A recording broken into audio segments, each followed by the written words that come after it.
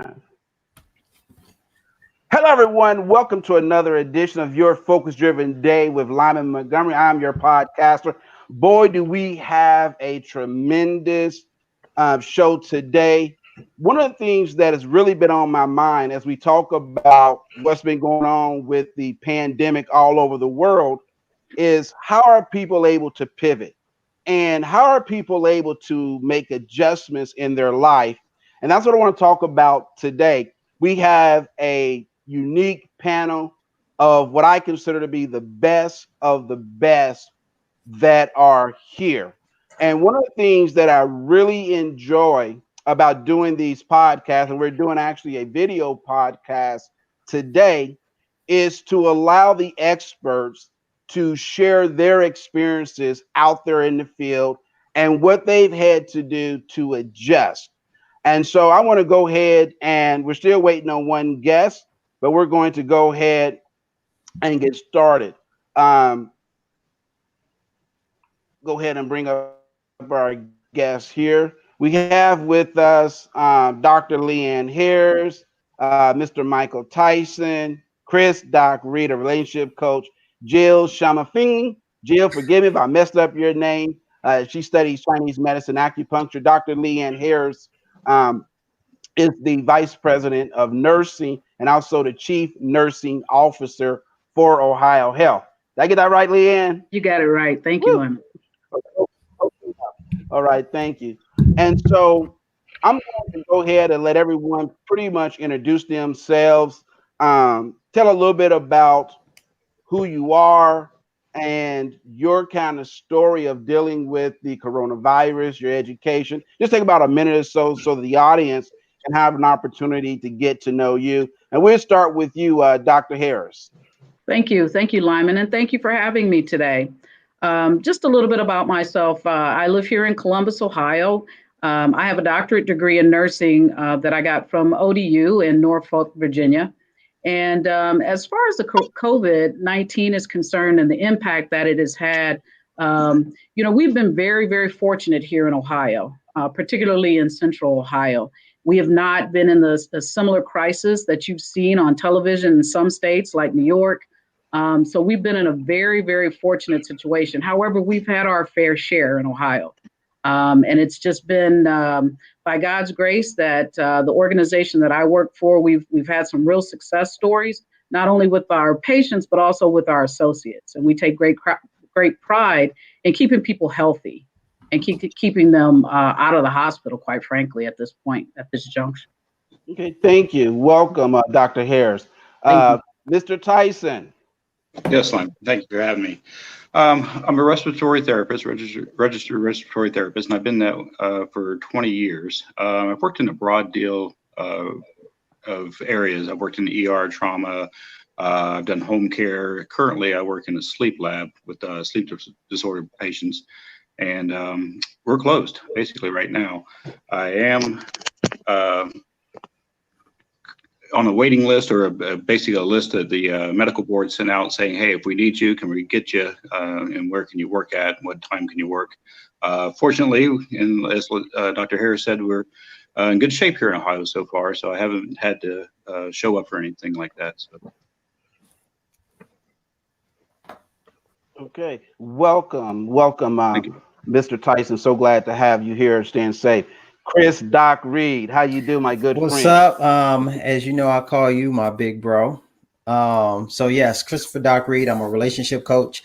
My clients are 100% single women, and so those ladies are all over the world, actually. So been a relationship coach for 10 years, and been married 25 years. Yay!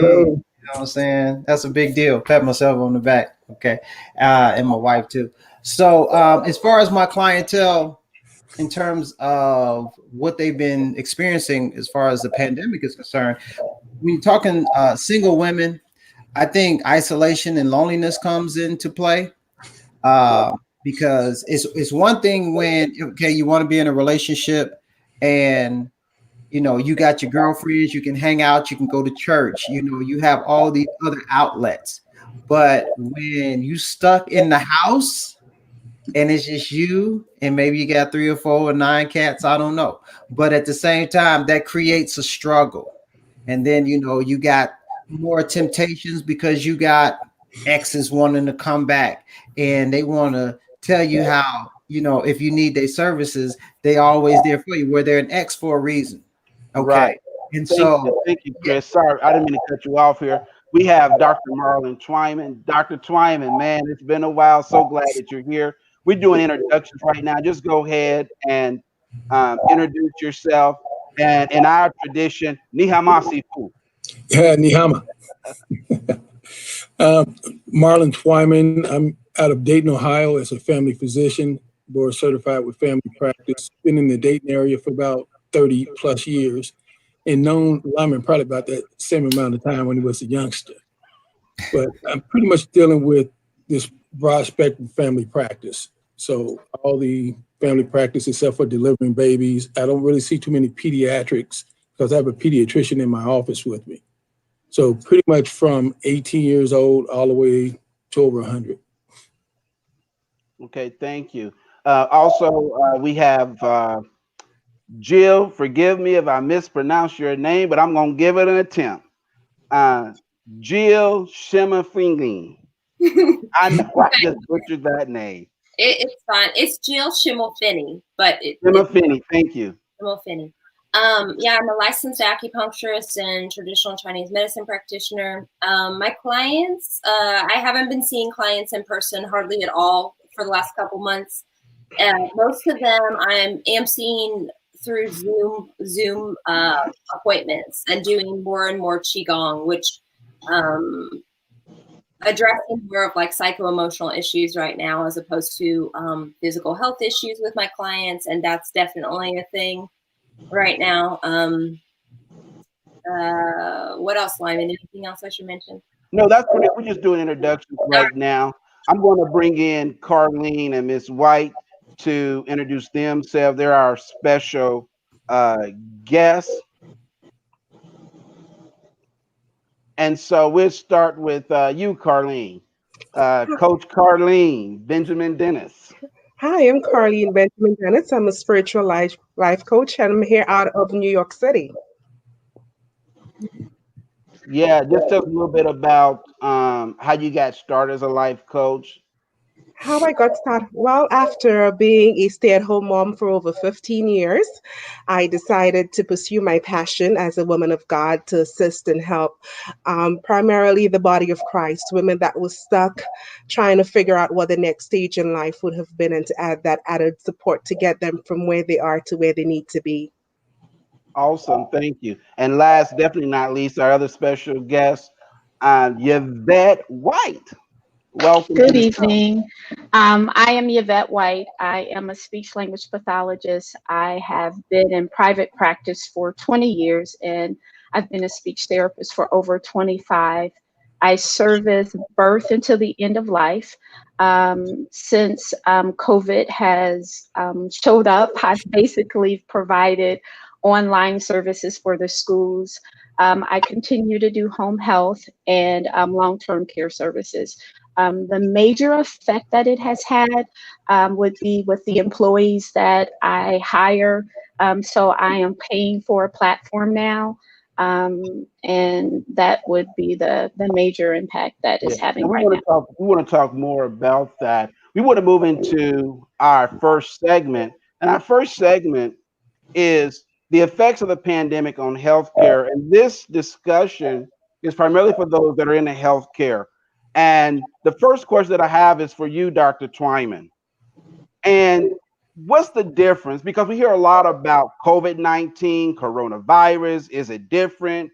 Are they the same? So could you kind of share with us in layman's terms, what is is there a difference between COVID-19? What does that even mean? I've heard people call it new coronavirus. Depending on what side of town, it's called a corona. All sort of, names. But exactly what is it? So there's literally thousands of different viruses, and coronavirus is a type of virus, and it's named corona because of if you've seen the pictures, you've seen all the spikes on it. Yes. that's typical of the coronaviruses. And there are about 4 different: alpha, beta, gamma, and delta. Mm. The ones that affect the humans are mostly alpha and beta. And you have SARS, the MERS, and you have COVID-2, then you also have COVID-19, which is what we have now. They call it novel, because meaning new, because what happens, viruses can actually mutate and form new strains of the same. So it's kind of like humans, pretty much like humans. You got Africans, and you got different tribes, different forth. So that's almost like a mutation. Whites, Irish, British, all of it. So viruses can actually change strains. Okay. It's tougher to, I guess, flu is the most common that we're familiar with because everybody gets flu shots for the most part. But every year around this time, the labs are trying to figure out which flu strain is going to be prevalent next flu season. So we're talking about August through March of next year. And so they're pretty much taking a guess. That's why some people get the flu vaccine still end up getting the flu, because it's actually evolving all the time. So the same thing may be occurring with coronavirus, but it's so new to us, this specific strain, we don't know. And so they're trying to rush to get a vaccine. Who knows if that's going to be effective, if it's going to mutate and form a new strain by the time we get this one, this one. So everything is coming down to the same way you would handle the flu or the common cold. And in fact, the coronavirus, cold virus, is a coronavirus. Okay. And so same things, precautions you do: wash your hands, don't be up in people's face, eat balanced meals, stay away from a lot of the preservatives and additives in your foods. And I want to come back to that, Dr. Twyman. I want to bring Mr. Thissen in because, Mike, you are a registered respiratory therapist. And for a lot of people, they may not even know what that, they may have never heard of it. You know, what is a respiratory therapist? So just share what exactly does a respiratory therapist do? And second, how effective, we heard a lot about respirators and there are not enough of them. So can you speak to that? And then Dr. Twyman, please chime in as well. But Mike, you know, give us a little bit about what exactly does a respiratory therapist do, and are respirators even effective? Yeah, basically as a respiratory therapist, we're trained to assist in people's breathing, whether they can breathe on their own, we need to make it better, say asthma patients, COPD patients, and it runs the gamut to where, if, you know, basically if you end up on a ventilator, it's because you need a ventilator. It's life-threatening. You're, you know, in danger of dying at that point. So we have to take over your breathing and control your breathing for you.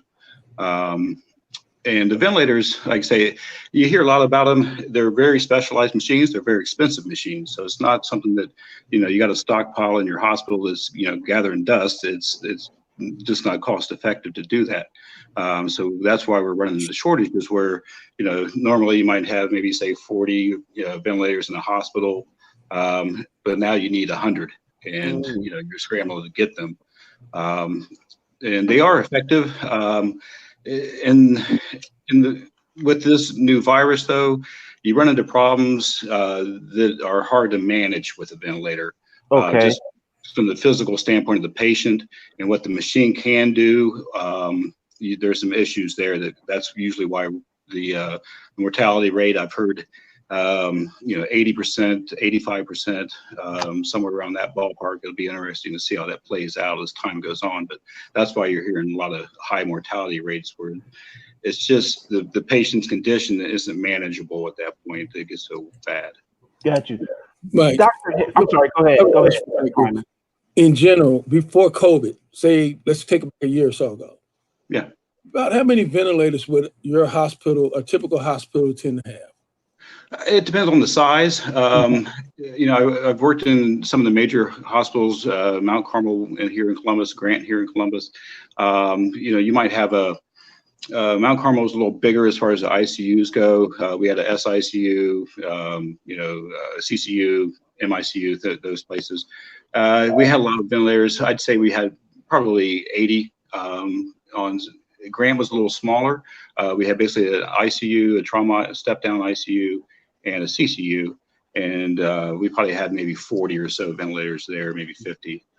Yeah, real quick, Mike. I know you're throwing out these acronyms, but for our audience, could you just say what is a CCU? We know what an ICU, intensive care unit, but what's a CCU? The CCU is more cardiac care unit. Okay. And then the SICU, that would be your surgical patients, your open hearts, things like that are coming there. They might be on the ventilator initially when they arrive.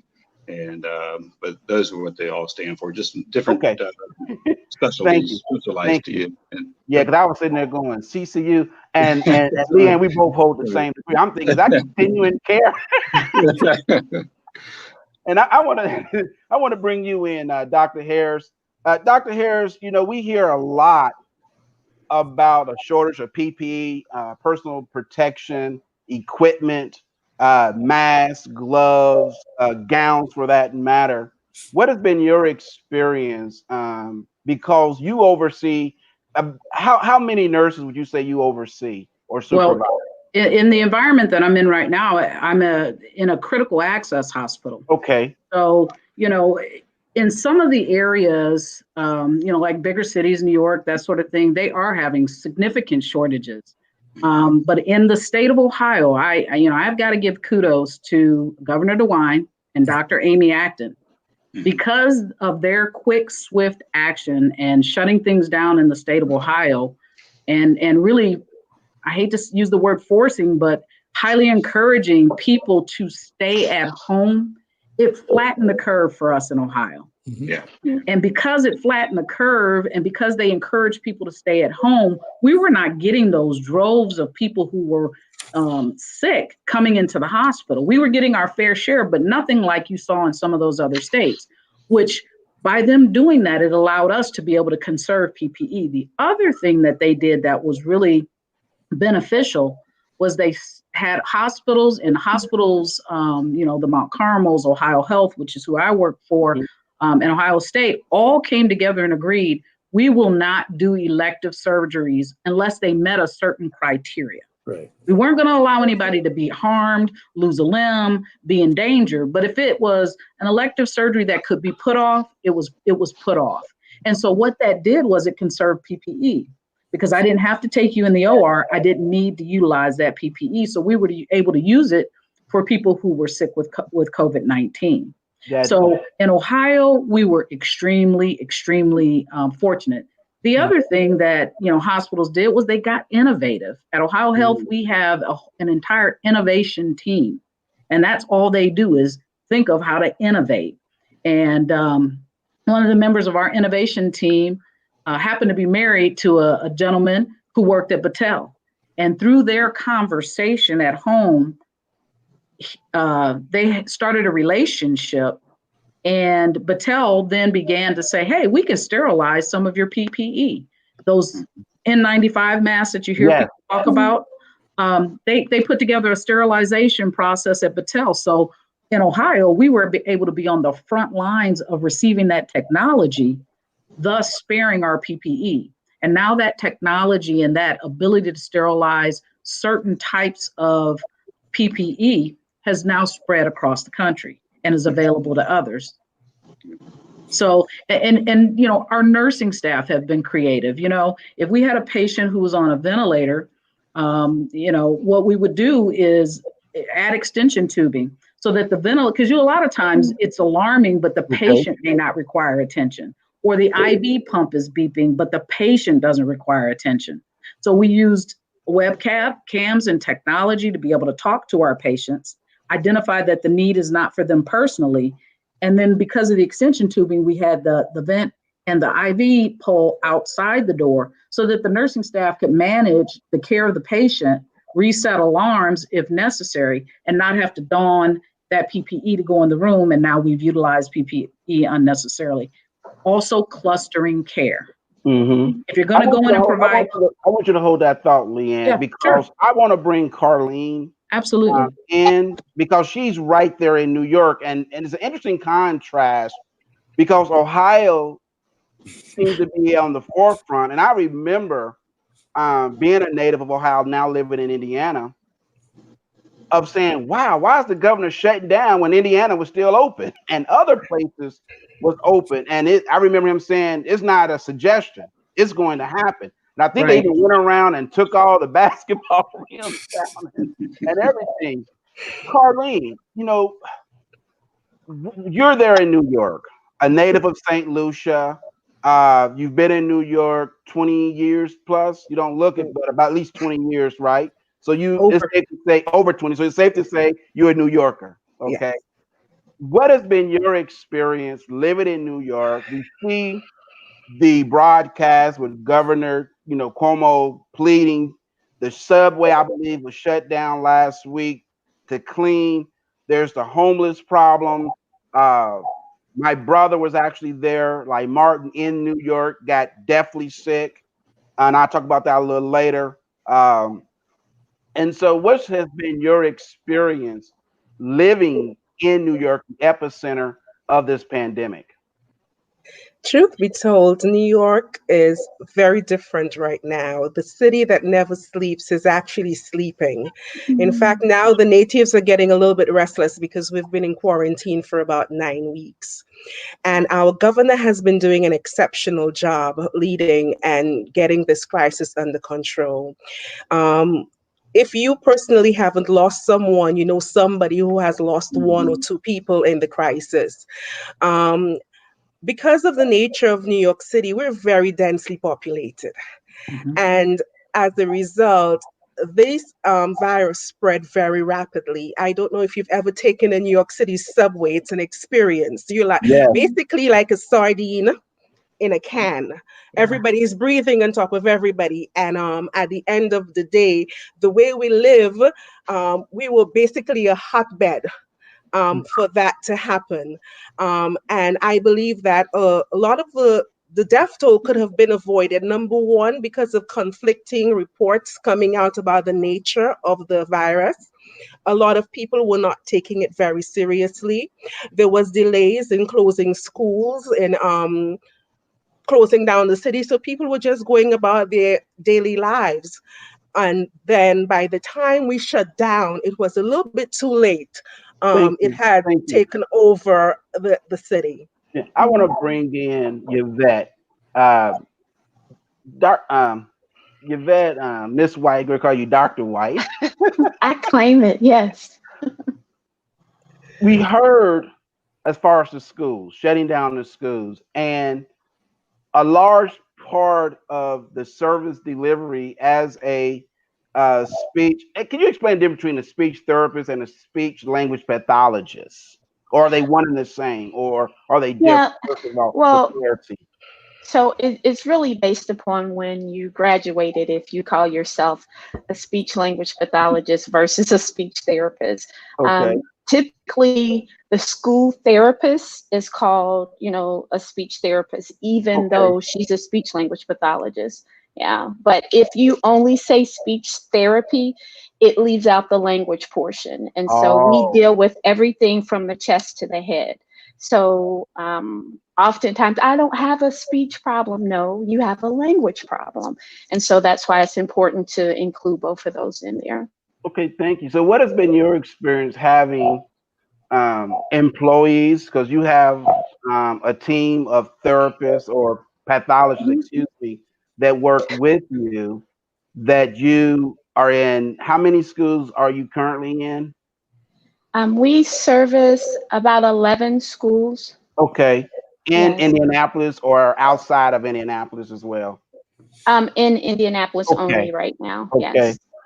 And so when the news came down that the schools were going to be closed, how did that affect you from the standpoint of, I still got to make payroll?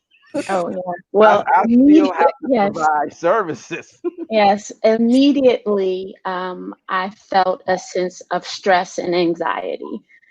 Even though most of my providers are 1099, type of employees, I still feel a sense of responsibility.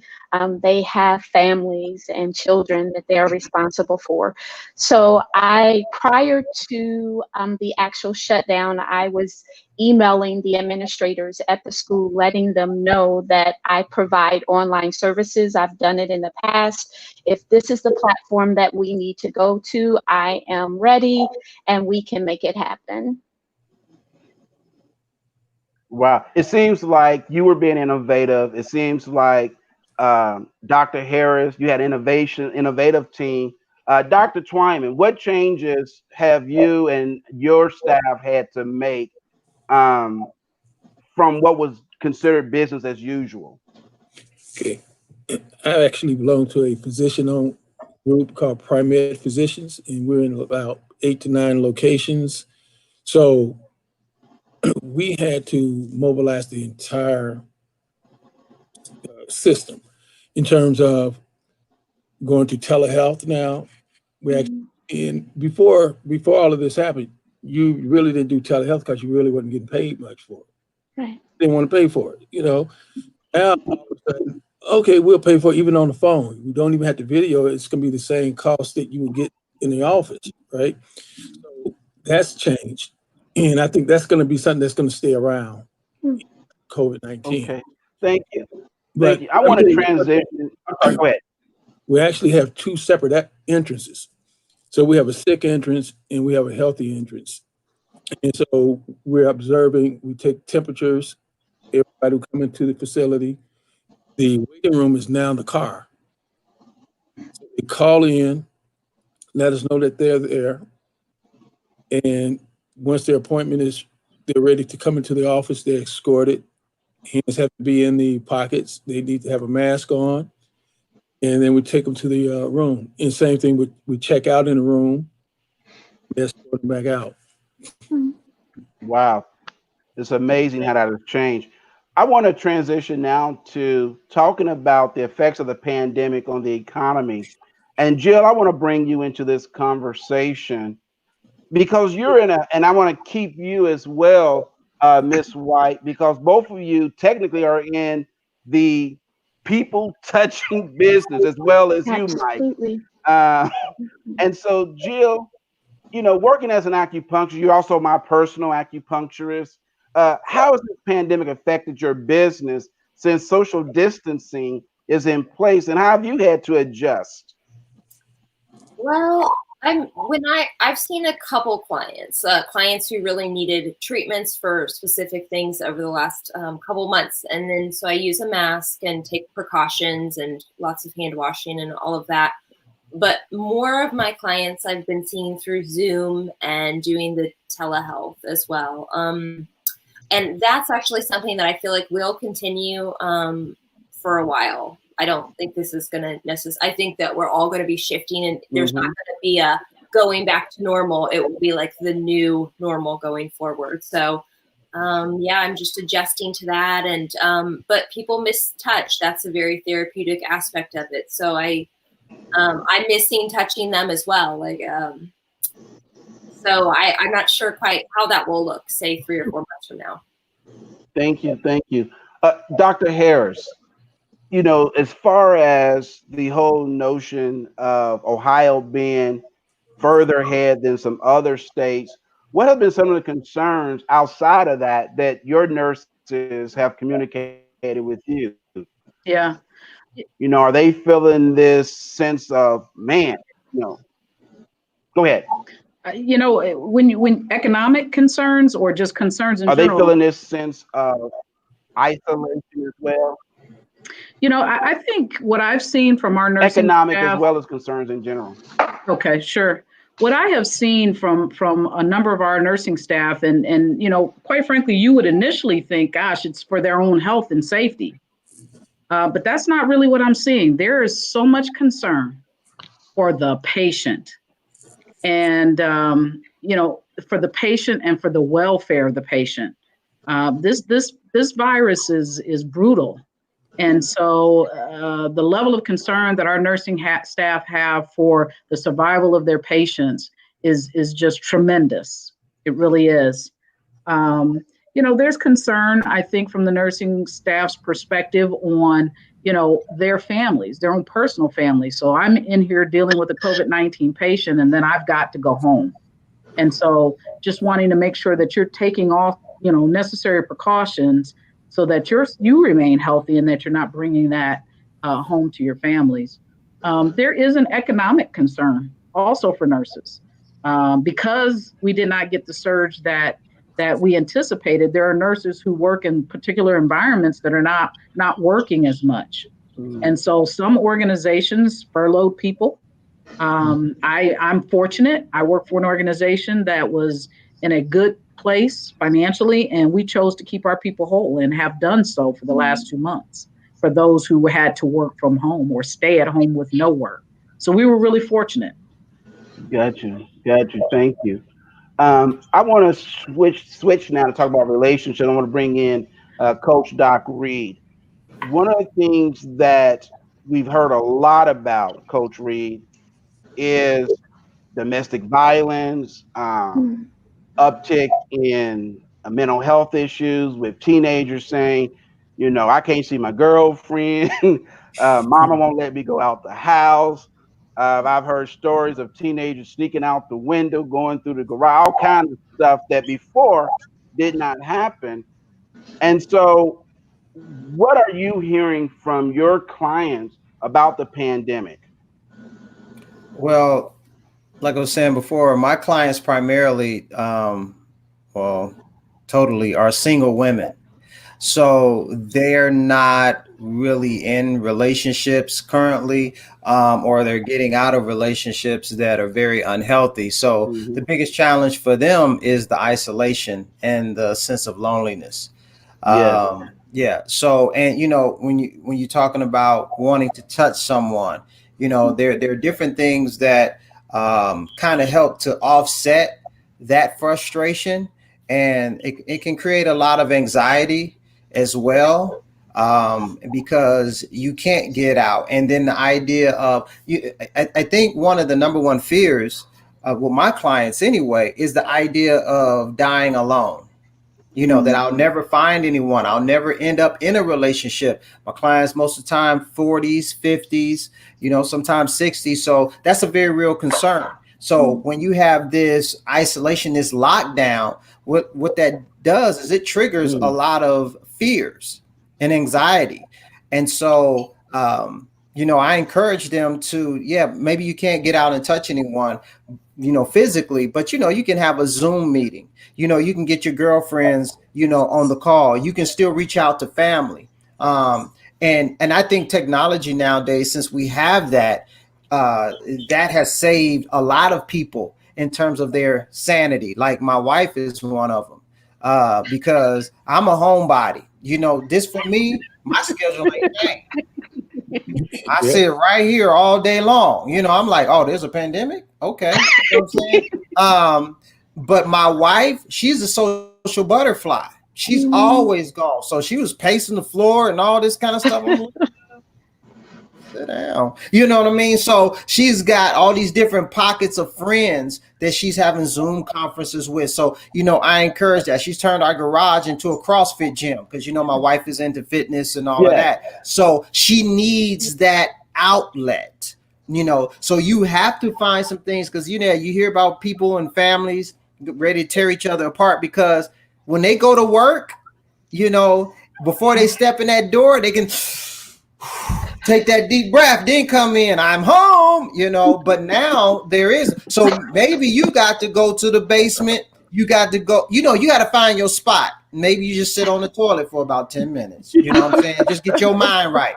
You know what I'm saying? But you got to do what you got to, you can take a walk, but you got to create some kind of outlet, so that you don't, lose it and snap off on each other. Miss White, I want to ask you, I think I'm getting some feedback on someone's monitor. Hello? Okay. I was getting someone had their, something's going on. But anyhow, Miss White, my question for you is, being a person who was used to going out to schools, traveling, and now having to telehealth to provide services. How are you getting that connectivity when there is social distancing? And, I know we've had conversations where you miss actually being able to drive from one school to the next to kind of give you that break. But now I think your day may start 6 in the morning and may go till 6 or whatnot. Yeah, it is very true. My day has increased tremendously. The preparation that it takes for the online services versus going in a school building and pulling out books or flashcards or whatever the case may be, it takes a lot more planning and energy, because if I am boring and lifeless, then I am not going to get the response from the clientele that I serve. And also, you have parents and grandparents and everyone observing your sessions as well. So you want to serve as the best model for what they should be doing inside the home. But yeah, it is very different being in this house all day, because I, like the doctor's wife, I like to go. I'm used to going. I'm used to traveling. So I do home health as well. So I just started back seeing home health patients, and so that has allowed me to drive the long way home. Got you. Mike, I want to ask you this. Your wife is, I believe she's an emergency room nurse, if I'm not Yes, mistaken, and she's part of, I think, the Ohio Health Network. correct. Yeah. What are you both doing to stay safe and keep each other safe, especially when she returns home? And what are you doing? Because I think you guys have been married for 2 years now. Almost a year now. Yeah. Almost like, man. Okay, newlyweds. So, Thanks. so what are you doing to also keep your relationship strong? Because I can imagine the pressure you're worrying about. Man, what's her new routine when she comes home? Is she pretty much so stressed? I don't want to talk about it, I'm going to bed. Or just walk us through what the new normal in your home has been, and still keep the relationship strong. Yeah, she's an ER nurse. She works nights, and she will park in the garage. She'll come home. She takes off her scrubs, takes off her shoes, goes straight to the shower, leaves everything in the basket in the garage until it's ready to be laundered. And sometimes she'll be a little stressed for whatever reason. She may wake me up. She works nights, so I'm usually asleep when she gets home. But she might wake me up, talk to me a little bit about the night. But I think we're in a good spot. I think us being both healthcare workers, we can relate to what you're going through, and I think that's really made us stronger. You see a lot with nurses that marry first responders, and there she is now. The nurses that marry first responders, police officers, firemen, that type of thing, and it gives you a way to relate to what they're going through, the stress they may have to endure in these situations and such. So we're good. We give each other space. We both like our activities that we do on our own, little hobbies, things like that. Gives us some time away. But we got each other's back, I think, when it comes down to it. Awesome. Thank you. I want to bring Miss White, and also I'm going to bring Coach Carlene back into the conversation. And give me a second here. I'm going to.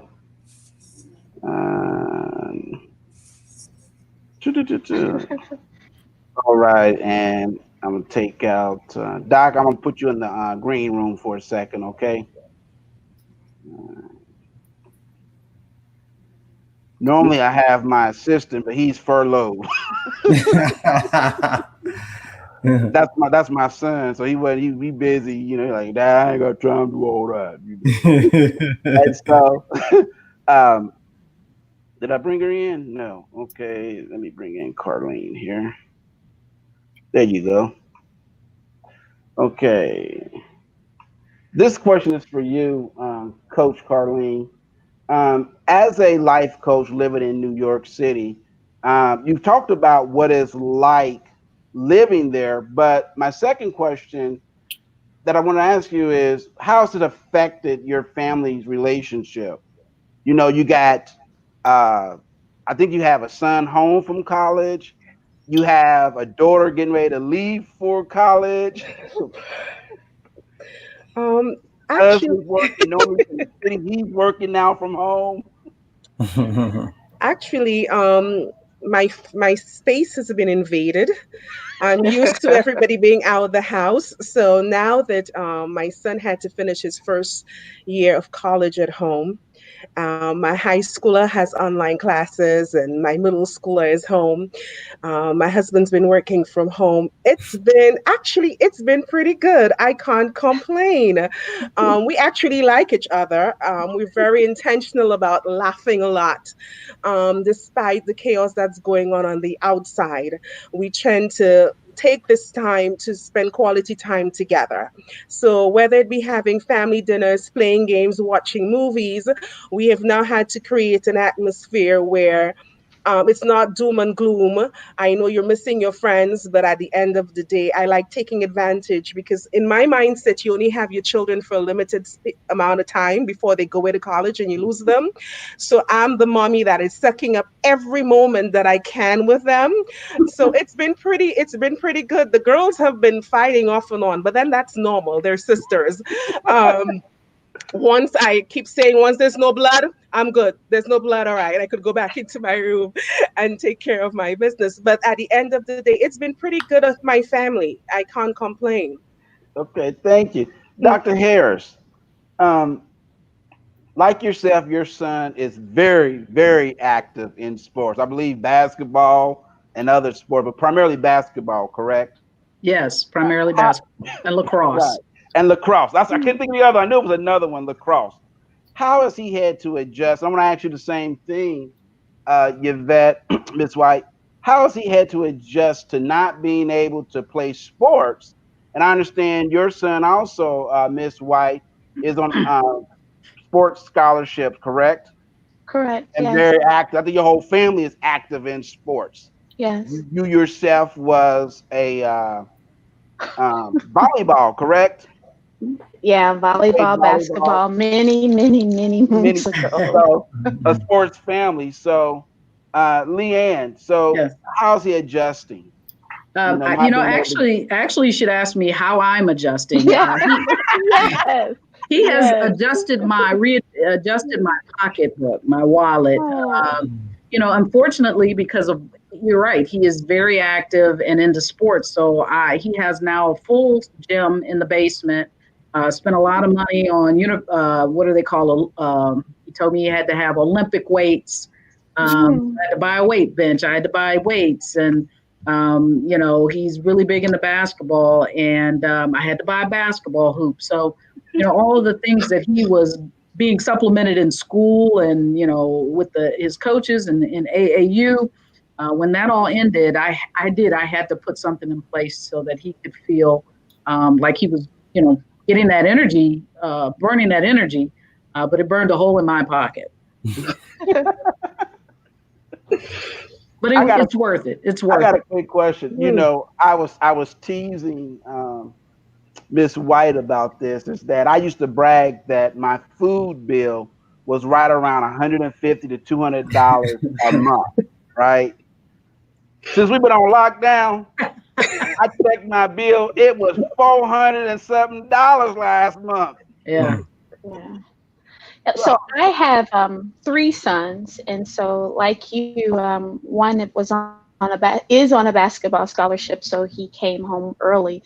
The boys have never just been in the house because they are so active. Yeah. And so we have a court already outside, and we already have the weights in the basement.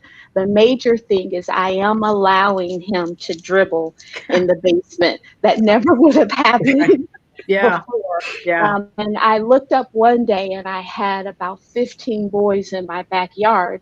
And so that wasn't good. And we live on a busy street. And so I'm sure my neighbors were like, what is going on over there? And so I had to in that. But the hardest thing is I do have a 21-year-old. And so trying to get him to buy, and I don't know if this is the time for this, I apologize if it isn't, but trying to get him to buy into this, that he needs to isolate. And as soon as he comes in, he has to take a shower. Yes. You have to take those clothes off.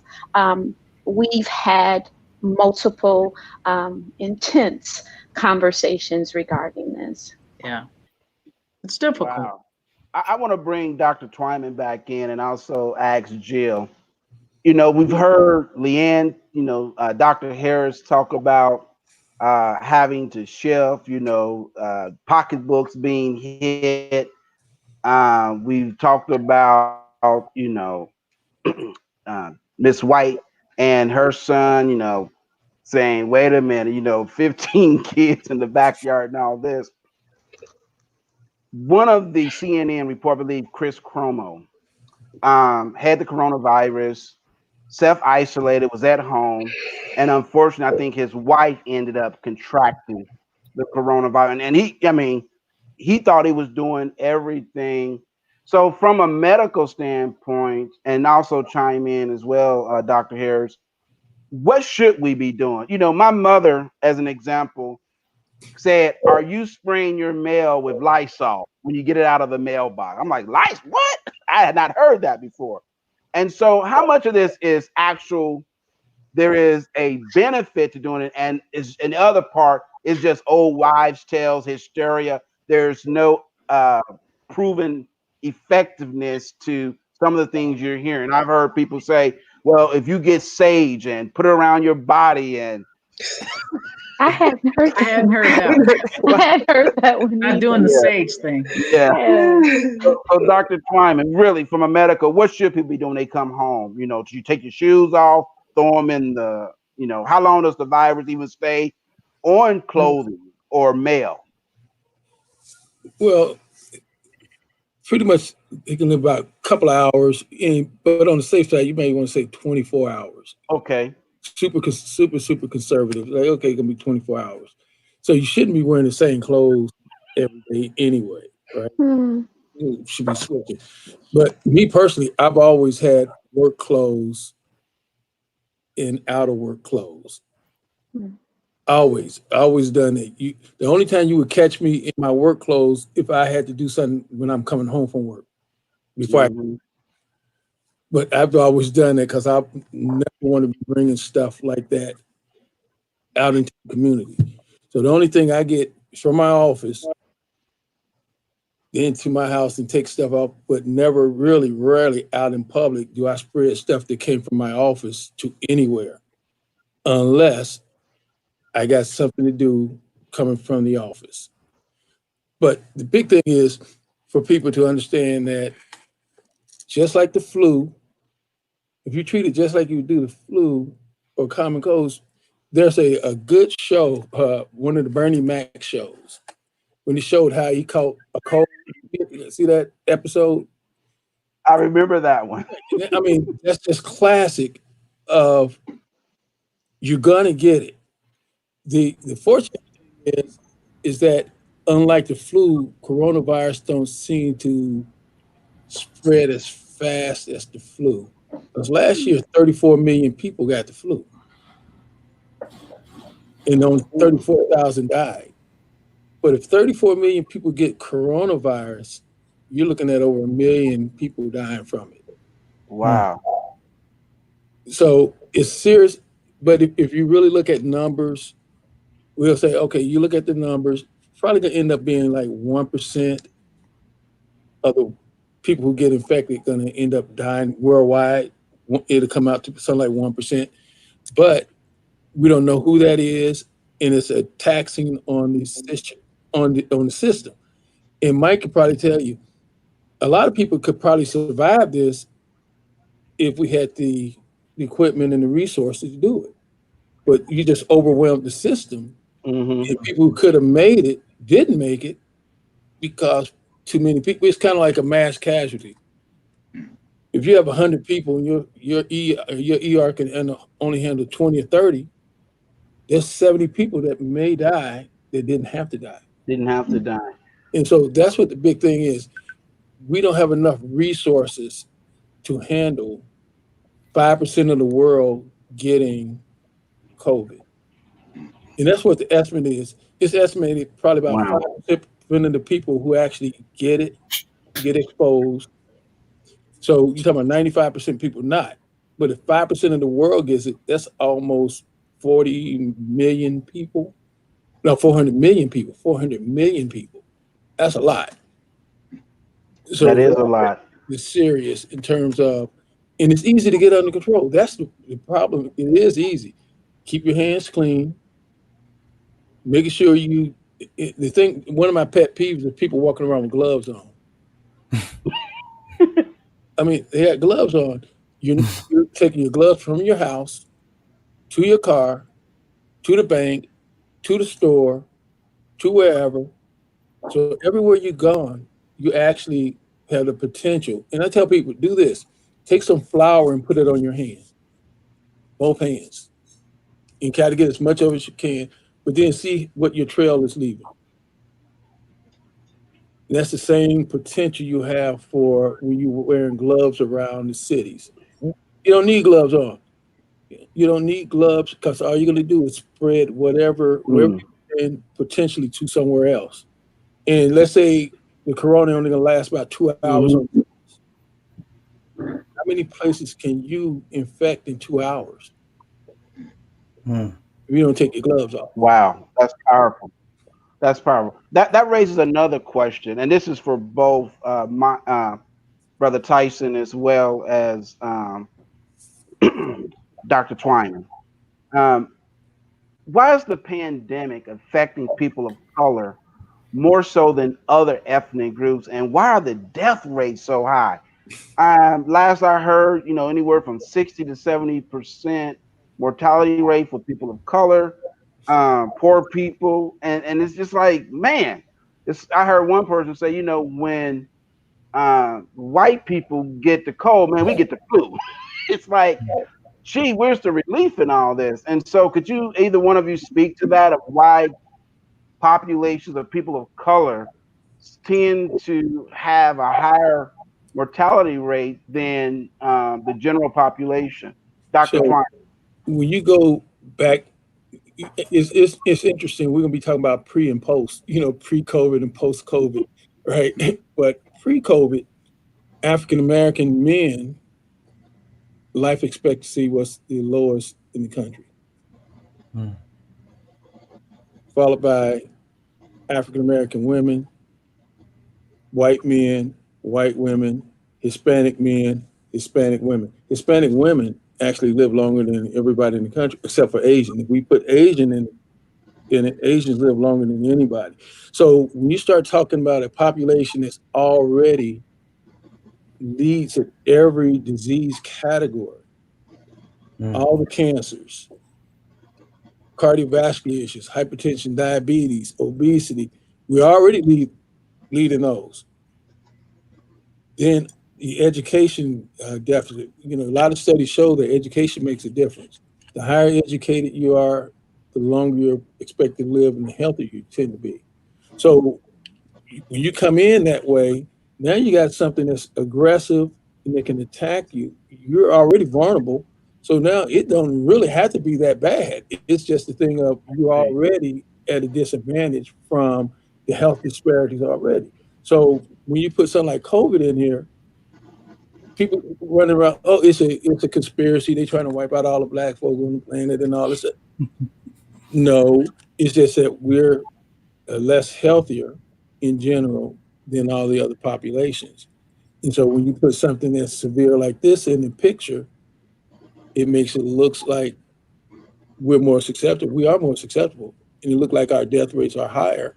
And of course, because our death rates have always been higher. Okay. For everything across the board. It would have been totally surprising if our death rate wasn't high. And we'd say, whoa, maybe we should all get COVID and live a little longer. But that's not the case. It's just a thing that we're number one in everything in terms of cancer, cardiovascular, diabetes. Add COVID to the mix, you're going to get the deaths that you get. The other thing is that African Americans tend to be in service-oriented occupations.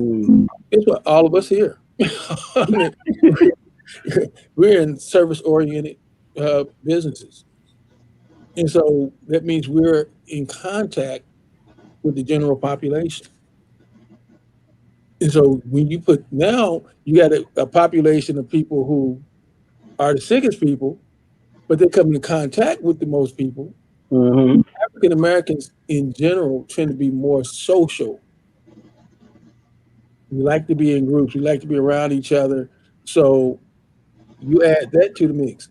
We work in service-oriented hotels, hospitals, restaurants, all of that. You add the idea that we like hanging around each other. It's a setup for it. Thank you. Mike, let me ask you this. From a respiratory, Dr. Twyman talked about, people of color, especially African Americans, leading in, diabetes, hypertension. You mentioned earlier about COPD.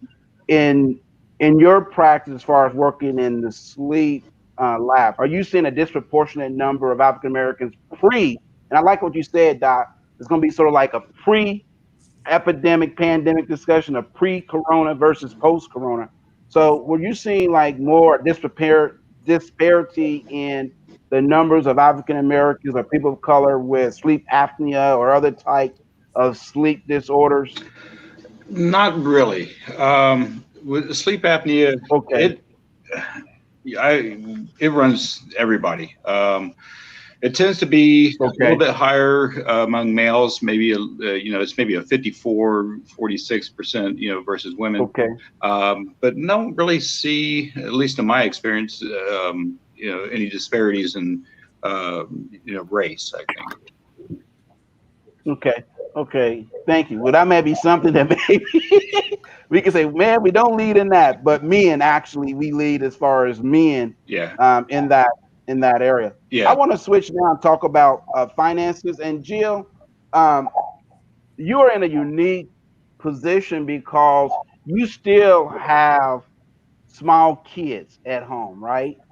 And they are very, very active. One I called a little tree monkey. But they are the she puts these videos out. They are the cutest videos I've ever seen. And so what have you had to do to keep them engaged? I know I saw one video, you guys looked like you was at the beach and they was making sand castles, doing all kind of stuff. So how have you been able to still give them a sense of freedom, but also keep them safe? So what we're doing is we spend a lot of time outside, and for somebody who's into Chinese medicine, like getting all that nature qi, that energy from the outside is going to help them, be healthy and feel good, and it helps me feel good. So we're still like pretty active, just going outside a lot. And they have like new, bikes and hover boards and stuff like that. And we do have like one family that isolates quite well that we connect with and we spend time with because they're like our extended family. And so we have, 2 kids that they're allowed to see. And that's been a lifesaver, because otherwise they would just, it's been interesting. I feel like this has really helped me like figure out who my tribe is, get with my tribe, and then everything else kind of is just falling away that's unnecessary. So gotten really close with the people that I'm close with, and then everything else is just through Zoom calls or whatever. Right. You had mentioned that you are a Chinese medicine practitioner as well as nationally licensed acupuncturist. Dr. Twyman, correct me if not, you've also studied many modalities, not only a board certified medical doctor, but also have studied Chinese herbal medicines and things. A lot of times people look at what Jill does and say, well, that's not real medicine. And I know both of you are practitioners of Qigong breathing exercises. And unlike myself, Actually, Dr. Twyman is a Sifu. I'm a Sisuk, which means I'm actually under him. And we had the pleasure of having the same Kung Fu master for many years, Sifu Moon. And so, could you kind of shed some light on the primary differences between a certified medical doctor and what you would do if a patient came in to make a diagnosis, prognosis, treatment versus what Jill you would do if someone came in with, let's say, hypertension as just an example. And I'm not asking anyone to give out medical advice, but I'm just saying, just on layman's terms, how the approach may be different. You want to start, Dr. Twyman? So one of the things I tell my Having patients, studied both. I tell them that I'm a medical doctor, not a medicine doctor. And that's a big difference, which means that I'm really more focused nowadays on more preventive stuff, trying to catch things upstream more so than downstream, where when I came into practice, it was we were to catch it. We would catch the chronic disease, the hypertension, the diabetes, all these chronic illnesses. But as I've gone through, I'm more interested in preventive stuff. So as such, I tell people also, Chinese medicine, they're still doing it. It's been around for thousands of years, must be something to it. And homeopathic medicine and alternative medicines were the first medicines. That's what I tell them. Our medicine, allopathic medicine, is the new kid on the block. We just got more political clout to push things, and somebody found a way to monetize a lot of things. Really, they found a way to monetize through medicine. Yeah. So that's what I tell patients. So my approach to hypertension, my big thing, I agree. I feel that 95% of all illnesses and disease, and it's going to be borne out over the next few years, is stress related. Just stress related. You can look at about 5% of illnesses can be based on strictly genetics. Congenital, kids are born with defects, we're born with defects and so forth. But the majority of our illness can be related to your environment and exposure. Wow. And how you deal with stress. And I deal with this every day in my practice. It's all about perception. And I use President Trump just as an example because he's so polarizing for the country. And it's my rule of thirds. A third's gonna love him, a third's gonna hate him, and a third is neutral. So in order for me to hate somebody, I had to release specific type of neurochemicals in my brain that tends to make me in fight or flight mode because I'm not happy with them, I'm angry. So I want to fight. If I love them, I'm releasing dopamine, oxytocin, and opiates. If I hate them, adrenaline, cortisol, and cytokines. These things going on a chronic basis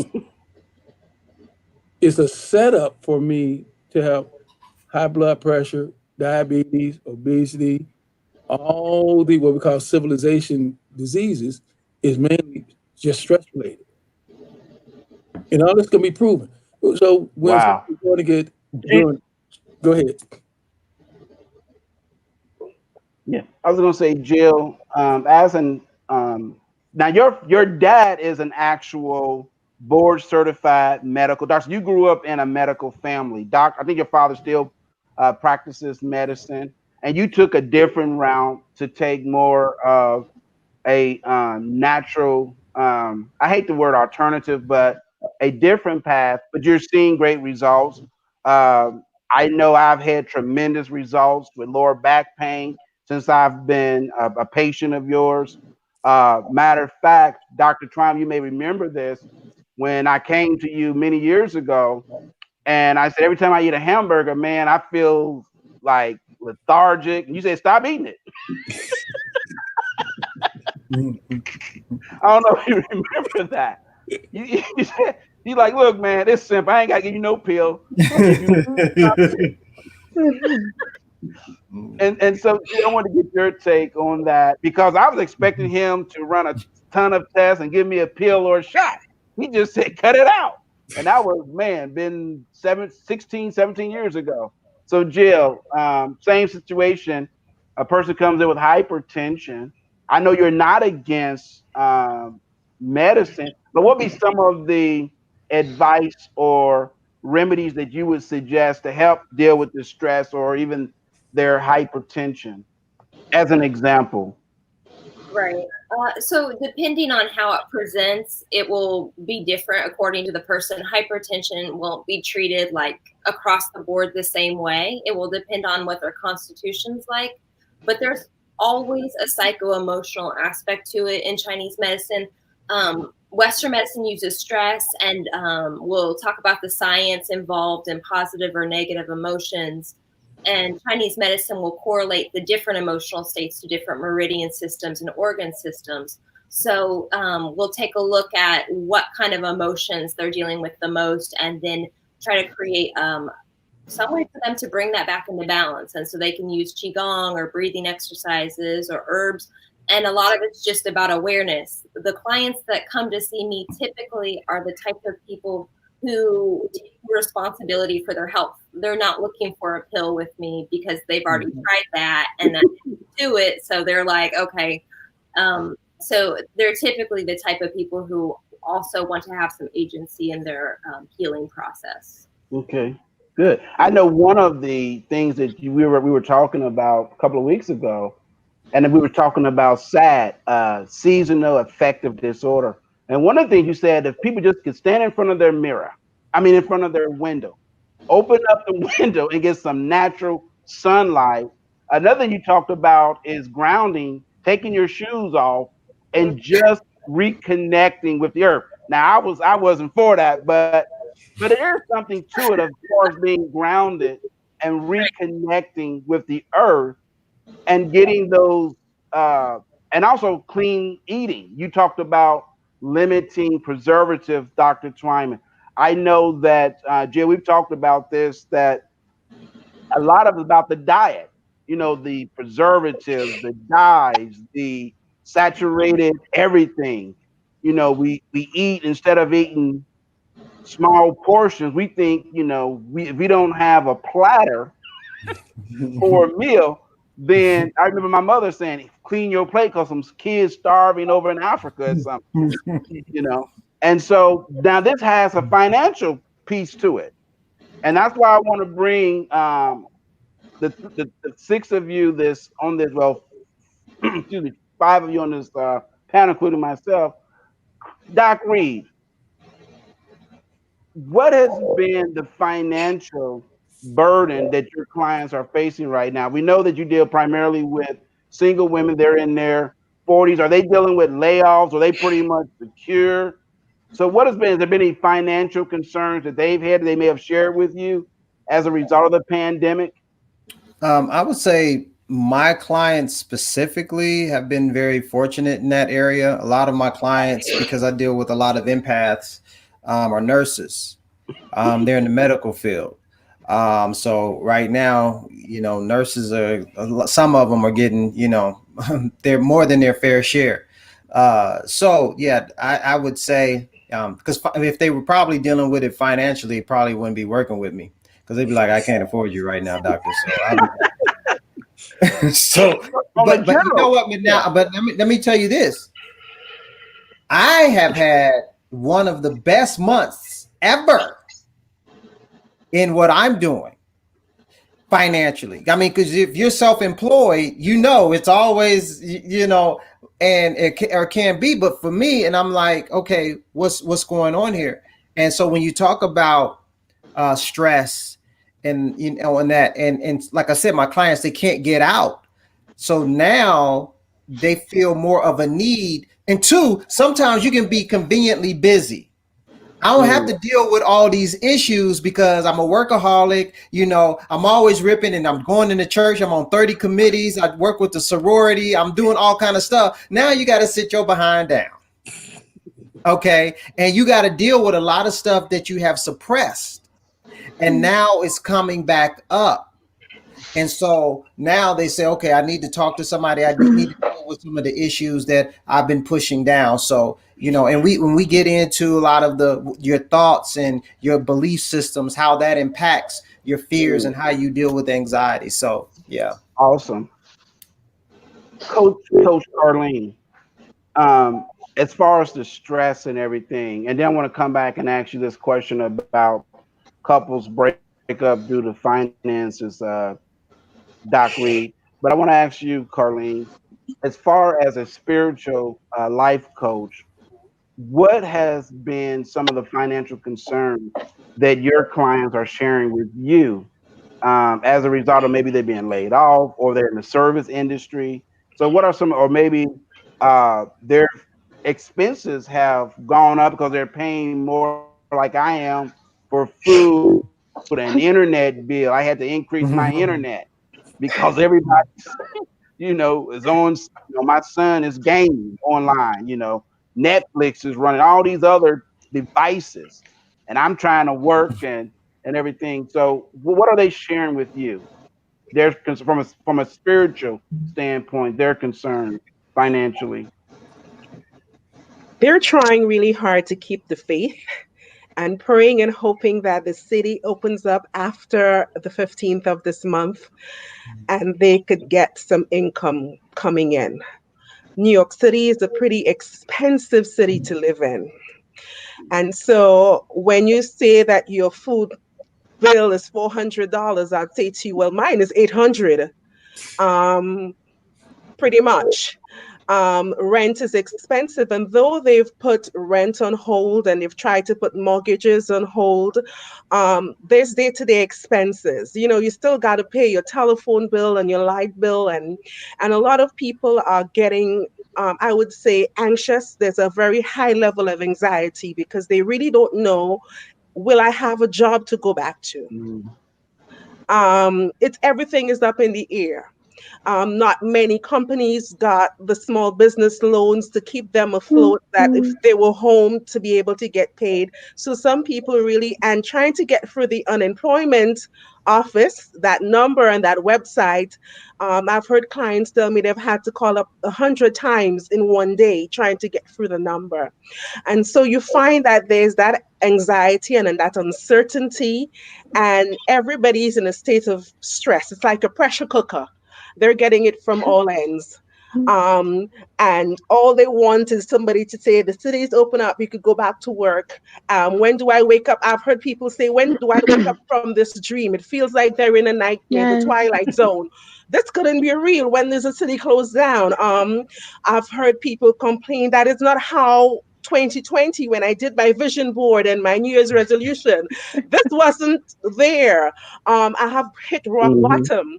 I don't know if I don't have a job. I just bought my home. I don't know if I'll be able to keep it.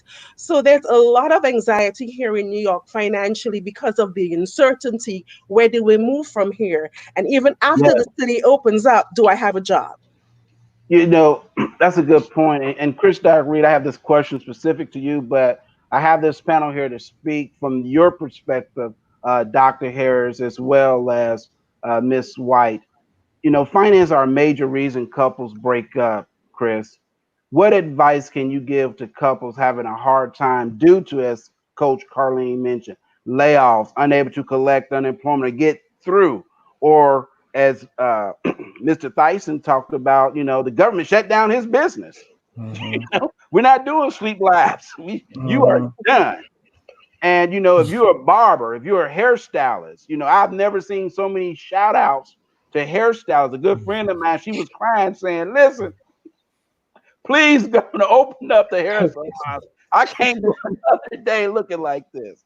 And so what advice can you give those that are, and I don't want to make light of it, that are really dealing with major financial issues due to uncertainty or layoffs, or their business, their barber, hairstylist, massage therapist, shut down? One of the things you got to remember is that you are not one another's enemy. You have to be on the same page. We have a common goal here. So if one of you lose your job or on furlough or whatever, yeah, tempers may be a little short and all of that, but we have to understand, we have to say, listen, we're going to make it through this, because like you said, the uncertainty, when we worry, you can come up with an unlimited number of scenarios, worst case scenarios that are going to happen. All right. And we got to take it one day at a time. And so just understanding we're on the same page and we're going to get through. And prayer, listen, let me tell you something. It still works. Absolutely. Okay? Because God has seen every pandemic that there is. Yes, he has. Yes, he has. Oh, you know what I'm saying? So my thing is, I'm all about going back to basics. Let's hit them knees. Let's touch and agree. And Father, right now, and you know what I'm saying, I ain't gonna go to a thing, but I'm just saying. No. All right. You know what I mean? Yes. And Yeah. because no, really, this has caused, and I think in some ways it's kind of like the flood. You know what I'm saying? Where it brings you really back down to what's important. Because sometimes we can be so busy, even in relationships. You going that way and I'm going this way. But when was the last time we really just sat down and had a conversation? Yes. The scripture, I didn't get too deep, but it was good that I was afflicted. Because sometimes in my affliction, it gets me back to my first love and the things that I have gotten away from. Yes. I'm sorry, Reverend. I'm not. I didn't mean to cause a thing out here tonight. Look, this is your focus-driven day. Listen, you guys are doing a tremendous job as far as, because I don't want to just talk about the problems. We want to move and talk about the solutions as well and strategy. And so one of the things that I am aware of, and Chris, you know me, we're cut from the same cloth, man. My business income has gone up. Okay. I have products coming out, things of that nature, because I think for the first time in a long time, people that are creative naturally have had the space, and I want you to talk about this a little bit, Coach Carlene, to be still and to get a spiritual download of ideas, strategies, new directions. And so one of the things that I am very proud of is I'm looking at these amazing people that we have on this show and how, Mike could have been upset. Hey, they shut down my business, but he's not. Okay. Coach Carlene, you could have been like, you know what? Everyone's looking at us. They think we are doom and gloom. You're not. You're still out there making a difference. Leanne, you still had to modify and everything, but you're still giving your son a lifestyle that he's not sitting home saying, I can't do anything.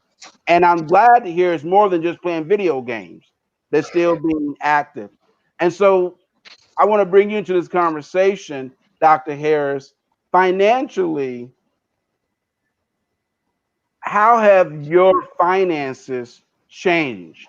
Have they gone up or have they leveled, or are you spending more in one area than the other? And what advice would you give? Because you're also a single mom and you're in a unique, both you and Miss Water, unique situation that you have multi-generations living in your home.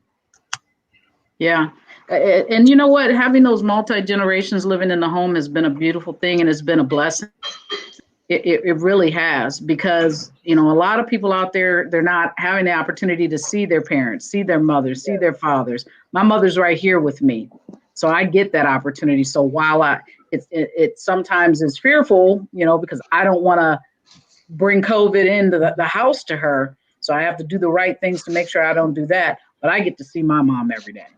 But we have this thing when she comes and she's around the family, put a mask on, Mom. It's just a must do. And then from a finance perspective, really it has not been a day-to-day hardship for me. And so I thank God for that. It's been a blessing.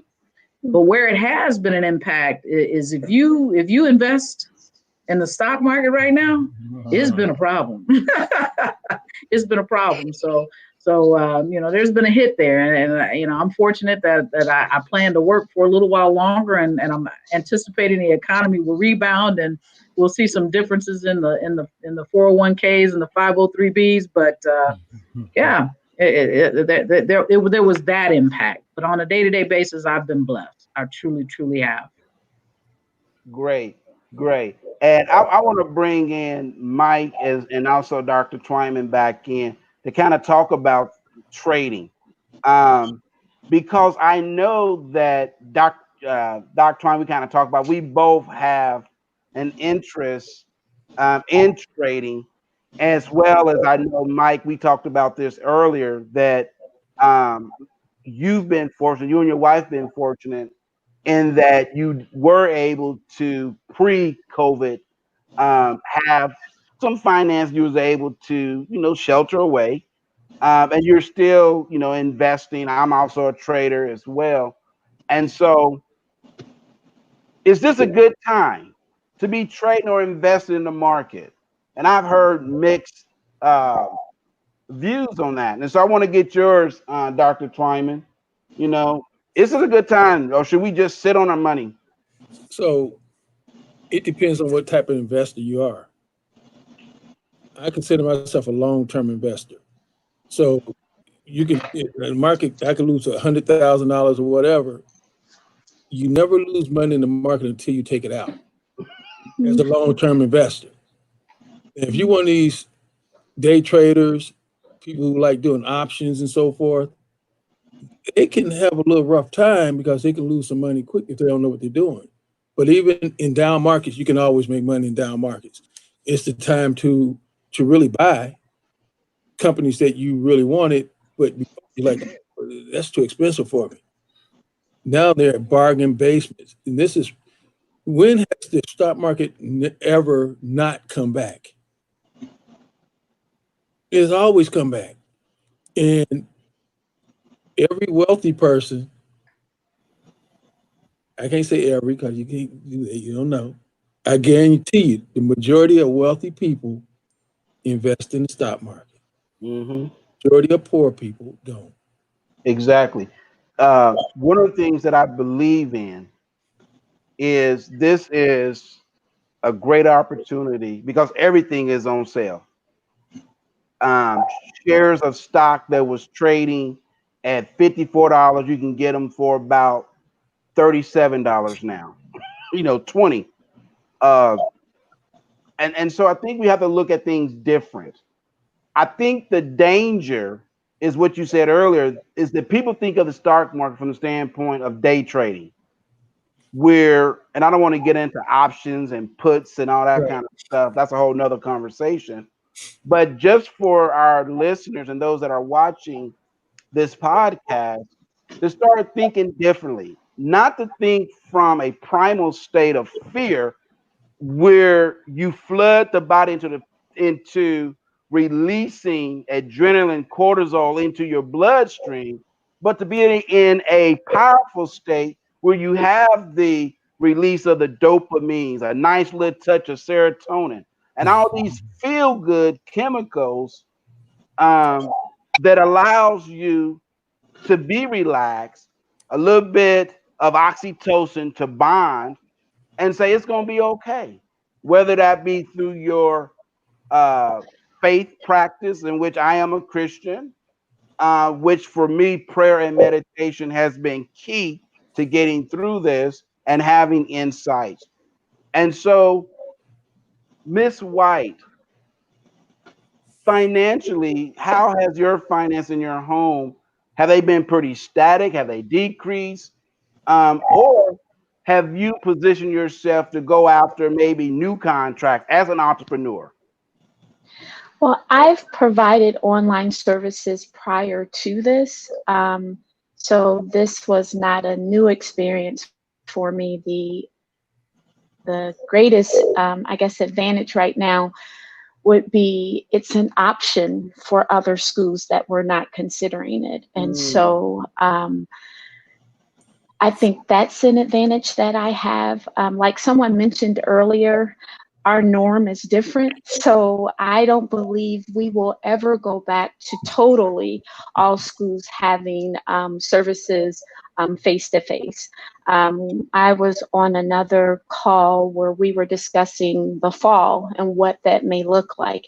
So everything is different. But back to your question, I have not lost by the grace of God. I have been in private practice for a long time. And so I was very nervous about what may happen, but my faith sustains me. And so that is what I believe. And that the positive thinking, knowing that things will be okay. But I am receiving calls about additional work. So I would say things are they're getting better. But it's I don't know. I don't know what will happen because Right. everything is changing. Right. Yeah. But you don't seem worried about it. No, I'm not as worried. No. And I think it goes back to that pre-planning and believing, having that sense of belief that whatever I go through, there's a purpose attached to it. Oh, absolutely. And that I'm going to come through it better than when I went through it. Now, we don't like the process of going through it. Right. You know, but we come out of it is what they call that refiner's fire. No one likes that fire on your tail, but it burns off all the things. And so, Jill, we had a conversation that you look at the death differently. Speak to that a little bit. Then I have a question that's on the screen for you. Where you're talking about, you know, we hear so much about the death, and it's horrible. The number of people, many estimate that by the fall we may see numbers of 100,000 plus. Okay, but you talk about another death, a good type of death that people are experiencing, that you experience. Can you speak to that? Well, I mean, this whole time that we're going through right now is a death, but death is also a transformation. And so we're all having the pandemic, the worldwide transformation of world changing, which is reflected internally. We're all having internal deaths. And it just kind of, I feel like we're all sort of having to develop maybe a more harmonious relationship with death, because things do die and they do change and they do transform. So I'm just, there's things that I've let go of in this process, and I haven't lost anybody close to me through COVID, but there are things that I'm letting go of. And in Chinese medicine, the lungs are reflective of the metal element, and metal element has to do with letting go, or grief or sadness, grief and sadness. And then on the other end of the spectrum, letting go and clarity. So if you think about those two, COVID's affecting the lungs, the metal element, we've got grief and sadness, and then letting go and clarity. So that's one way to think about some of this. This is clarifying all of us in a certain way and allowing us to see what is no longer serving us and move into this new type of world. Yeah, and the question is on the screen is, as a single parent with young kids, what advice can you give other single parents who are feeling maybe overwhelmed and stressed right now? Or what some practices maybe you can share that they could do? Everybody is going to have a different style of meditation or prayer or breathing exercises that's going to work for them. I'm noticing like what kind of things I'm taking into my body and mind internally being really important, like not exposing myself to media that stresses me out or makes me feel anxious. We're all going to find out what happens. I feel like people get worried about missing something or some new update. And I just would advise more people to like tune into funny movies or things that make them feel good, because when you feel good, it helps to boost the immune system. So if we're constantly bringing in all this negative or scary information, our systems may just not be able to handle it. So I would just, everybody should be very aware of what they're bringing into their mind, what kind of stuff that they're, exposed to. Thank you. I want to move into our final segment. And it's, where do we go from here? I'm going to bring each person on to just give, one or two tips that people can apply, from their perspective. Maybe, what are some breathing exercises that people can do in 2 or 3 minutes? What are some mind hacks, Chris, Doc, Reid, that just to get people to start thinking about, yes, it might be tough right now, but it's going to be Mhm. okay. And so we just want to do like a round table. We'll start with you, Dr. Twyman. What are at least 2 tips that you can give to help those who are scared, frustrated, and feeling a sense of hopelessness right now? One of the things I really emphasize with people is their perception of the world. You can either view stuff from what I call the yellow crappy life, or you can do it from the green happy life. The yellow crappy life is that life you're in that you don't really want to be in. And the green happy life is the one you want to be in. And I tell them to just do blue.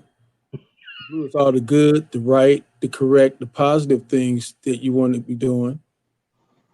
And from there, your life will actually turn green. You can't turn yellow to green if you keep adding yellow. So that's basically what I tell people. I like that. You just want one I thing. like that. Just do blue. The good thing, everybody know good from bad. Everybody knows right from wrong. Everybody know the positive and the negative. All you have to do is just do blue. You don't even have to know where you're going. But if you do know where you're going, just do blue. It's a lot easier. But if you just follow those, do the good thing, the right thing, the positive thing, your life is going to turn green. Thank you. Appreciate that. Mr. Tyson. Yes. I think right now is a time to focus on yourself. It's easy to get caught up in the news and everything like that. I see a lot of people in the neighborhood. Never seen them walk, never seen them run. They're out walking, they're out running. I myself, I'm learning to cook things I've never had to cook or wanted to cook, but out of necessity, sometimes you go to the store and, okay, I got these 3 ingredients. I don't have this, but I'll make do. So you start to learn how to cook things, just different hobbies that going forward, if they bring you joy, continue to do those things, in life. So I hope we'll come out better for it. Thank you. Great advice. Great advice. Dr. Harris. Yes. I think I would encourage people to realize that they're not alone. You're not alone in this. We're all in it together. No matter what our walk of life is, no matter what our, careers are, we're all in this together, and you're not alone. And as has been said on this call, there's a lot of power in prayer. Mm-hmm. So if you are a believer, there's power in prayer, and you can lean on Jesus to get you through. Amen. Amen. Thank you, Dr. Harris. Coach Carlene.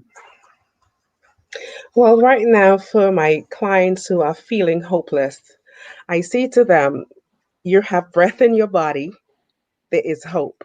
You may have lost your job. What is there right now that is within your control?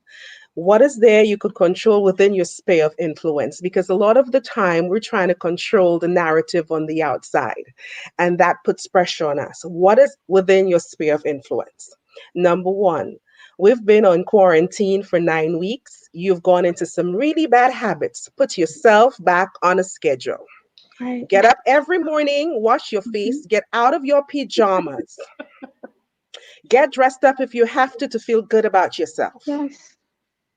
Then you go, okay, I need to get back to work. In the event that my job isn't available, how about updating your resume? What other job did you want before?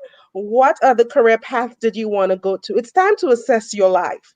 And sometimes I even go as far as saying, how was your life before the pandemic? Was it that great anyway? So maybe that's the time that you should set the reset button and say, something, I'm going to do an overhaul. in my life and go after the things that I really desire. I'm going to build relationships. I'm going to make connections. I'm going to step out and do some things that I had a limiting mindset in before. I'm going to take some risk. I'm going to put myself out there and apply for that job that I always wanted to apply for after the pandemic.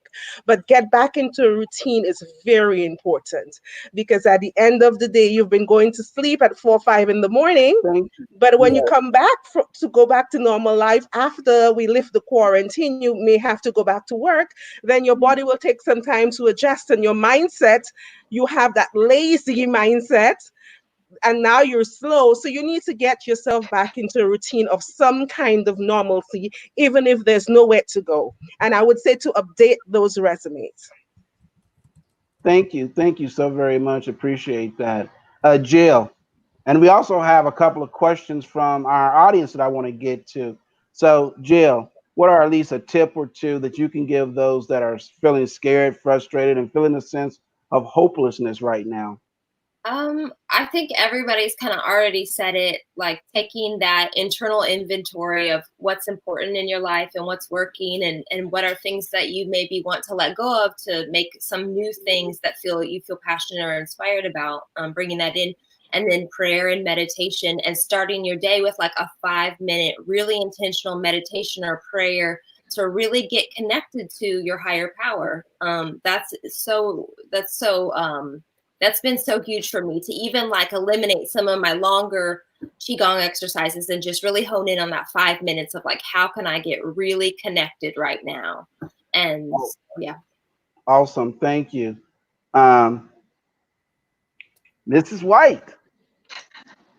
So, like everyone else said, I am in complete agreement with them. I think we should really look at the way that we have simplified our lives and what we have survived on during COVID-19 that we never thought we would be able to do without. And faith and pray. This is not the end, it's a new beginning. And so if you approach it that way, then you will be able to smile in the midst of whatever is going on. Yes, that is so awesome. Thank you. And Chris Doc Reid. Very simply, this too shall pass. If you look at how you survive other difficult times in your life, you've made it through. And you're much stronger than you think you are oftentimes. And I think that's what you should look at, like focusing on the facts, not how you feel about it, and this is what God would do oftentimes with the children of Israel. I brought you out of this. I brought you out of this, the Red Sea, the wilderness. Now I'm taking you to the promised land. Let's look at how God is taking you through each stage of your life. He'll do the same this time around. Wow. Thank you. Great advice, great strategy. We do have questions from the audience for both Dr. Twyman and Dr. Harris. Dr. Harris, your question from the audience is, Dr. Harris, what have you seen with families having to deal with not being able to be with their loved ones in the hospital? Yeah, it's been a challenge when we restrict visitors to the hospital. It is a challenge, and so what is required of us is an even higher level of communication. Our staff and our team have got to constantly be in communication with family members so that they feel comfortable about what's happening inside that building. We have used a lot of technology to communicate with families. That's been our mainstay, is technology. But it's difficult. It's difficult. Wow. What I was just thinking about some of the commercials, where you see the grandfather standing at the door, with his hand, and the daughter looks like the daughter, just something like remind you like in prison when they visit and they can't touch and they kind of touch the glass. I've heard of, especially with Mother's Day approaching. Yeah. You're in a unique situation. Your mom is there with you. But there's so many that this is going to be a very painful experience because they won't be able to have the traditional Mother's Day dinner or take a mom out Yes. to dinner. And so that's some great strategies. And so, you know, from that standpoint, maybe not in the hospital, but what about as Mother's Day approach, what can they do? Is it still pretty much the same? Maybe a Zoom call with mom or Yeah, Zoom. You know, quite frankly, if you've got an iPhone, you can FaceTime each other. It's really simple to do. I know some of my staff have utilized their phones when the patient didn't have a phone in order to FaceTime with family members. You know, I've seen situations where family members have actually gone around the building and been outside, and so just from a window, a wave. You know. Mhm. And those kinds of things, you know, you talk about Mother's Day, it's not just what's happening in the hospital, but what's happening in the community. You know, you've got, you know, seniors who are graduating, and we're looking forward to all the things that, you know, Yes. being a senior brings. And so, you know, schools are trying to come up with all sorts of ideas and ways to celebrate them. Just here in my neighborhood, a young kid had a birthday party, and it was a milestone birthday.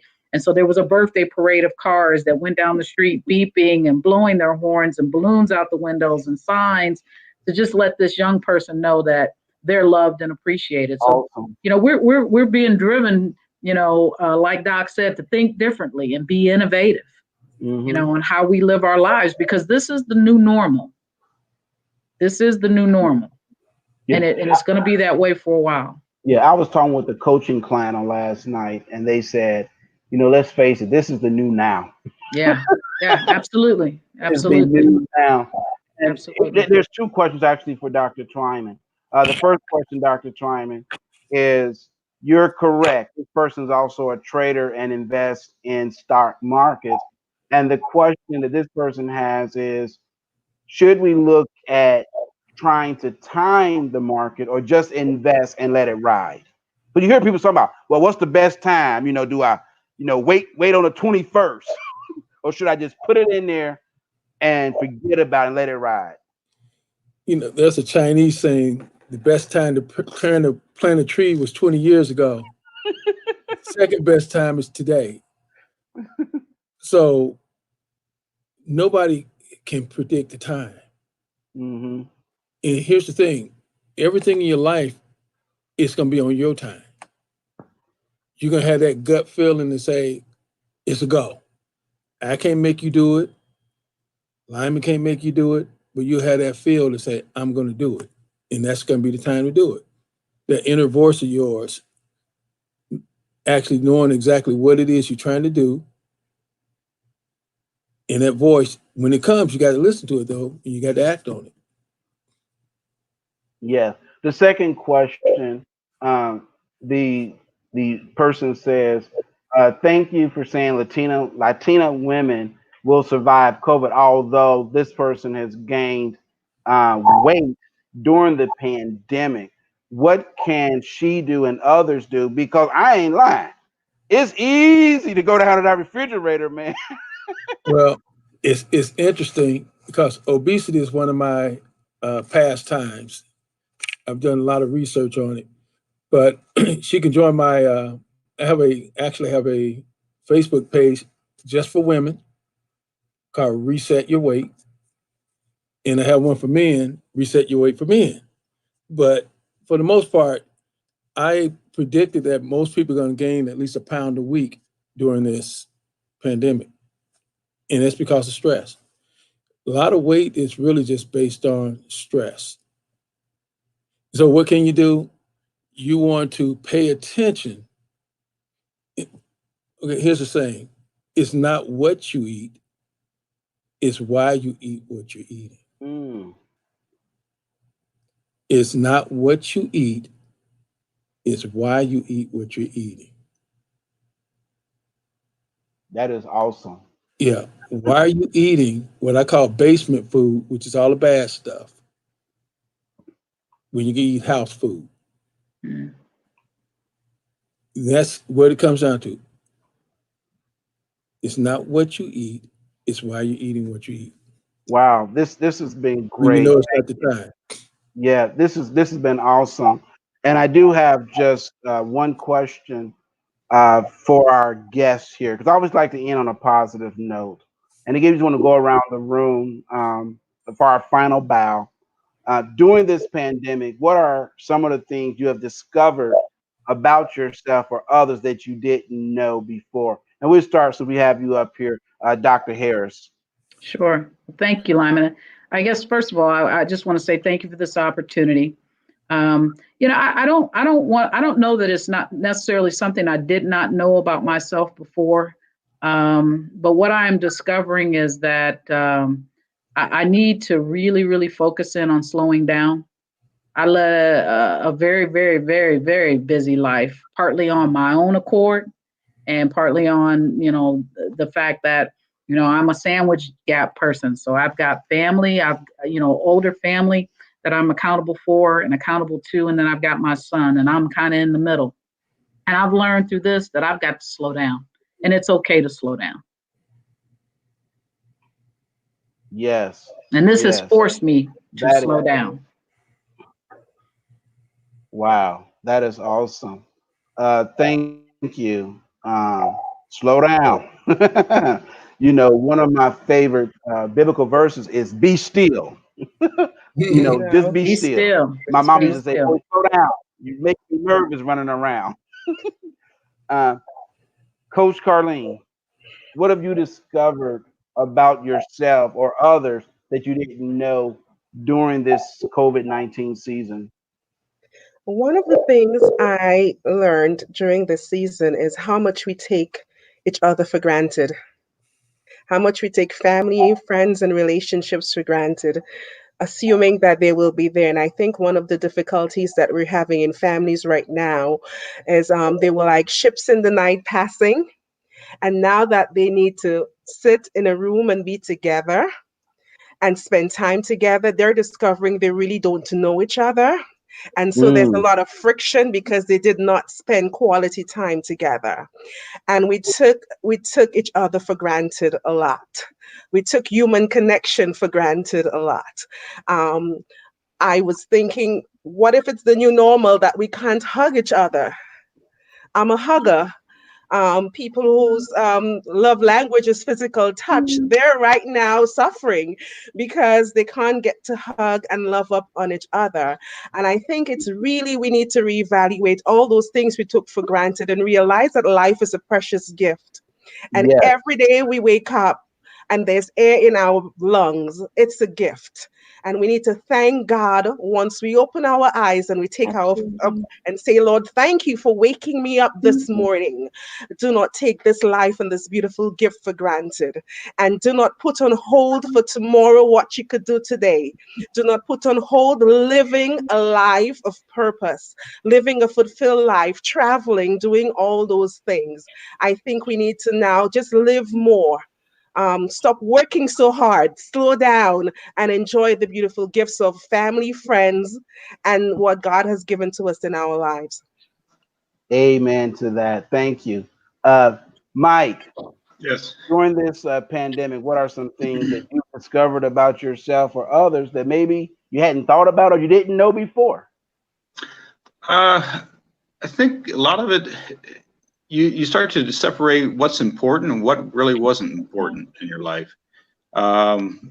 Friends, things like that. Sometimes you get caught up, you're working, you got this to deal with and everything. And sometimes you're like, oh, I can't go out with you tonight. I can't, get together with you guys. Take the time to do that. We're missing out on such, I don't know, the things in life that really matter, I think. And this really puts it into perspective. When you don't have those things, you realize how important they were.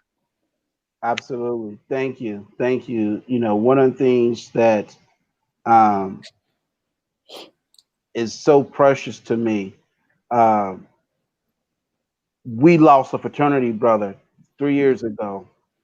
And we had went what 20 something years without seeing each other, way Yeah. too long. um and it was sad because the only time that the four of us was together, unfortunately, was at his funeral. Mhm. And so when you said that, man, it hit home. I don't want anyone to go 20 years not touching, feeling someone because you don't want it to be standing over their casket, saying your final goodbyes, and 20 plus years. And we were tight, you know, we pledged together, we lived together. Mike, you was our fearless chapter president, I think twice. And we have that bond, and I love you, brother. And that just hit home for me. Thank you for sharing. Jill. Oh, man, a lot of stuff. Definitely letting go of some things I don't need, starting a new business and learning how to treat people remotely, and using a new system, the Nest system, which is a biofield energy scanner of the body. So I'm excited about all the new opportunities that are coming up with that. I wouldn't even have gone there or thought I could work 90% remotely, and now I'm like, this is really possible. And so that opens up so many new opportunities. Thank you so very much, and thank you for being on the podcast. Greatly appreciate you being here. Last but definitely not least, Yvette White. I think one of the most important things that I have discovered about myself is that I can make it on less. I am a consumer, and so I spend, and I have found that I don't have to spend the way that I have been spending. And also that I can problem solve things on my own without always going and calling someone else for help. So I have some skills that I didn't know that I had. And thank you so much for allowing me to be a part of this great cast. Thank you. Appreciate that. Ladies and gentlemen, as we come to a close, I just want to let you know that yes, these are tough times for a lot of people, but I also believe this is the greatest opportunity to seize the moment. You've heard from our panel of experts. And what really stands out about this unique panel of experts is the common theme that all of them were sharing. Do the right thing. We know right from wrong. Be kind to one another. Do those things that put yourself first. For many of you, you've done everything for everyone else. This is your season to put yourself first. You know, I fly all across the country like many of you. And I never forget, every time you get on the airplane, the announcement comes on. Should we lose cabin pressure, the oxygen mask shall descend from the roof. And then it says these key words. Before helping someone else, put your oxygen mask on first. I believe this COVID-19 season has been that. It has given us the opportunity to put the oxygen mask on first and to live. That was such a powerful word, to live. One of the things that I believe is that this is your opportunity to live your focus. What do I mean by live your focus? It's really simple. Live the things that you are passionate about, the things that bring honor to you, that brings honor to your family. Because what you focus on, ladies and gentlemen, energy will flow. Now, some of you might say, but what is focus, Lyman? Focus is nothing more than your ability to direct your attention towards a person or a thing. This is the season for you to turn your focus inward on you. This has been great. I wish you well. Stay safe and always stay focused, my friend. Until next time, God bless you.